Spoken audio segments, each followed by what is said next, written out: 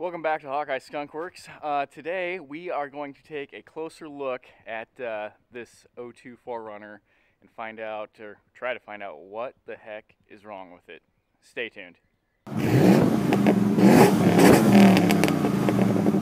So I think I mentioned in the last video that it was running rough.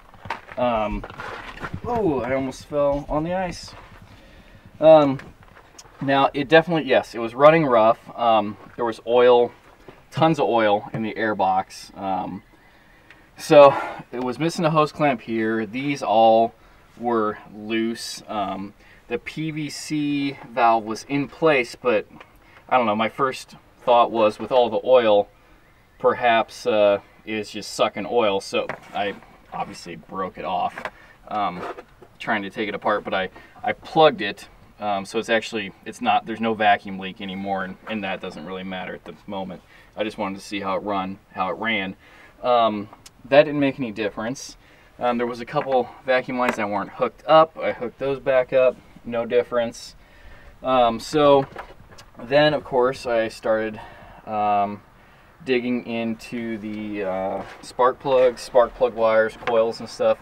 And as I started taking it all apart, it was pretty obvious that it had new coil packs, 3 coil packs on that side, all new wires, and all new plugs. Now, in that process, I realized, so the way that these are set up, if you don't know, there's 3 coil packs on this side, and then there's a jumper wire from each coil pack to another spark plug. So I went ahead and pulled up the diagram for the firing order, thinking, just making sure that everything was hooked up properly. And come to find out, all 3 of these spark plug wires were not hooked up in the right sequence. So that was, I thought for sure that would make a difference. Not so much. The plugs, I tested the plugs, they're all good. Now these are the single ground, so they've got the 1 finger, and everything that I've read is that if these don't have the factory style dual ground, it can cause really big problems. So I was going to buy another set of plugs, but I figured before I did that, I should probably just go ahead and give it a compression test, and that's where we start running into some issues. So on it's been a few days, I'm trying to remember exactly. The front 2 plugs, the compression was like 100, 120, is like right in there. And then, so I believe the firing order is 1, 2, 3, or the plug name 1, 2, 3, 4, 5, 6. I could be wrong on that. I'm going off memory. But anyway, this back plug read like 80 psi, which is not really fantastic. And then going over to this side, we really run into some trouble. These first 2 plugs were 0. I didn't actually know that was possible. And the engine's not blown up. And then the back one was 80 or 100. So we definitely have some issues on 3 of these cylinders, which I wouldn't have guessed. It definitely sounds like it's running on 4 maybe, but 3, I wouldn't have guessed that. So next step, I guess I have read that if these sit for a while, the rings can kind of seize up on the pistons, and if you seafoam either the intake or the oil, that can help. I'd seafoamed the heck out of the intake, and that made no difference. And I don't know, 0 psi on 2 cylinders, I kind of feel like that's probably not, a seafoam fixable case. So probably either going to be looking into some heads or a used engine. And basically everything that I've read online is probably, I'm going to be in the market for a used engine. So there's that. But like I said, 400 bucks. I've only got $400 wrapped up into it. I could scrap it out right now and come out even. So I'm hoping I can find a good used engine for about $500, and I know a lot of people in the auto repair industry, so I'm hoping $500–600 in there I can get somebody to do the work. You know, it's not time sensitive. Somebody can take a couple weeks rolling in and out of their shop if they want.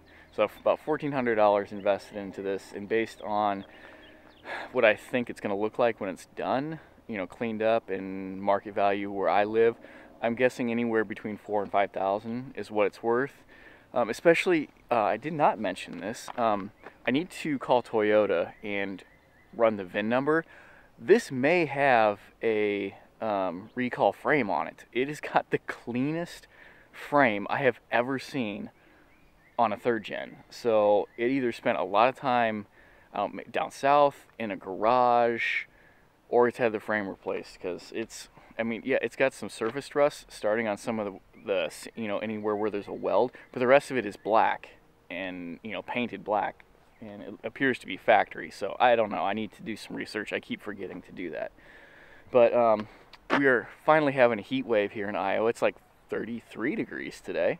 So the snow is starting to melt, which is a good thing, because next weekend I need to go pick up my camper out of storage, and that's going to get parked there.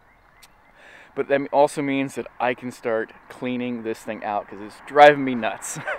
I've got to pull some trash out of it. I'm going to give it a good vacuum, probably put some coffee ground or some coffee beans in it, try and suck some of that cigarette smoke smell out of it.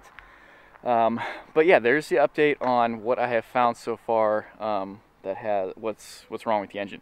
4-wheel drive works in this thing. I can drive it around my block. It doesn't necessarily like it, but I've had to put it in 4-wheel drive to get over the snow drifts in the front of my driveway. So the 4-wheel drive definitely works. And yeah, that's where we're at. What my biggest goal for this video is, besides telling you guys what I think is wrong with it, is to find out what you guys think is wrong with it. And hopefully, if you've got some experience with these 3rd gen 4Runners, maybe this problem, give me some insight besides heads and engine, which, let's be honest, that's what it is. So other than that, I think we'll go ahead and cut this video here. I've been working on my house a lot too, so the cars have been taking kind of a back seat for the last week or two, but I do have quite a few things planned for those, especially with the weather warming up. So stay tuned, looking forward to that. If you haven't already, there's a truck driving by on noisy tires. If you haven't already, please follow the links down below. Follow us along on Instagram especially, Facebook if you want. Especially hit the subscribe button for this channel. Give the video a thumbs up if you enjoyed it, and be sure to hit that notifications button so you'll see whenever I post a new video, one a week. So thank you very much for checking the video out, and until next time, thank you, take care, goodbye.